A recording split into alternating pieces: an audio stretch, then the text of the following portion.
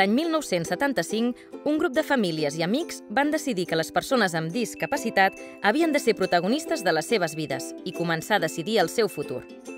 Calia acompanyar-los en aquest camí i van crear l'Associació ALBA, una entitat amb una missió, visió i valors que recullen en el seu ADN. Organització ètica i solidària, participativa, emprenedora i compromesa amb el territori. Van decidir unes línies estratègiques a seguir per no perdre's en el camí. La qualitat de vida, el treball, les famílies, ser referents en el territori. Després de 40 anys ens hem fet grans. Hem augmentat en nombre de persones ateses, en professionals, en socis i voluntaris. El 2014 vàrem impulsar una nova manera d'organitzar-nos, on la persona és el centre de tot. Hem començat a treballar per àrees i projectes transversals i hem consolidat la figura del facilitador, un professional que acompanya la persona i li facilita les eines i els suports per assolir els seus somnis i objectius. No som partidaris de les estructures piramidals. Intentem que els equips i professionals opinin, participin i se sentin partícips dels projectes. Potser per això la nota de satisfacció global dels treballadors és d'un 8,3 segons el balanç social. Oferim l'atenció integral de la persona a través de diferents serveis.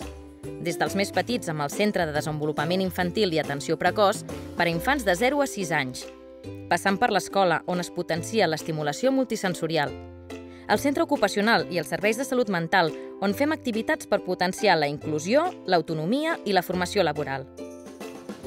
Comptem també amb 2 llars residències on les persones se senten com a casa. Des de l'associació treballem per garantir el dret al treball. El 2014 vam aconseguir que 21 persones trobessin una feina en una empresa ordinària i 12 més se'ls va fer un contracte en alguna activitat del nostre centre especial de treball. L'àrea de serveis amb la bugaderia, neteja i jardineria han guanyat clients i s'han reinventat amb noves activitats, com la neteja de làpides. El restaurant Cafeteria El Gat, que té un públic cada vegada més fidel, serveix 55 menús diaris. El Rosal ha estrenat un nou obrador, on elaboren 8.200 quilos de galetes en un any i un 70% del que venen són arrugats, el producte estrella. El servei d'Aquàlia, projectes educatius i de lleure, han passat a gestionar 5 menjadors, 10 casalets durant un any i han augmentat fins a 30 el nombre de tallers per a escoles. El servei de cuina serveix 450 menús cada dia i 5.400 hamburgueses ecològiques en un any. A les nostres botigues hi venem 8 marques de productes socials. Elaborem lots gastronòmics i també de naixement i venem objectes de regal artis, dibuixats i pintats a mà per les persones. Som una entitat emprenedora, però cal també mantenir un equilibri econòmic i financer.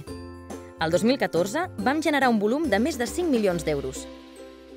Hem incrementat en un 7% el nostre pressupost i hem mantingut les despeses financeres i treballem per dependre cada vegada menys de les subvencions. Hem parlat de viure, de treballar, però també ens agrada passar-ho bé. Organitzem activitats de lleure, esportives o culturals per les persones i obertes a la ciutadania i fem xarxa amb les entitats. També treballem per sensibilitzar i promoure la tolerància i la inclusió. L'any 2014 vam participar, amb el suport de les famílies, a la campanya a favor del dret de les persones amb discapacitat. Ens vam estrenar com a actors a Fira Tàrrega amb l'obra Som i als instituts continuem donant la cara i trencant amb els tòpics de les malalties mentals. Ens estimem el nostre territori, però busquem noves oportunitats a Europa a través del projecte Erasmus+. Rebem voluntaris europeus i enviem joves d'aquí a l'estranger. Gràcies als intercanvis europeus, les persones amb discapacitat coneixen nous països i maneres de pensar. I com que intentem fer les coses bé, de vegades rebem reconeixements, com el Premi Solidaris 11 Catalunya, el Premi RSC de la Diputació de Lleida o la beca Educar Menjant. I si fem aquest vídeo és perquè ens agrada que la gent ens conegui. A través dels mitjans de comunicació expliquem tot allò que fem. Internet ens permet interactuar amb els nostres seguidors a través de les xarxes socials. Cada cop en som més. I no podem acabar sense parlar del futur de les persones. On viuran? De què treballaran? Seran felices? Vam crear la Fundació Alba Futur per donar assessorament i solucions a les famílies i aconseguir que persones solidàries facin donacions i llegats per poder garantir aquest futur.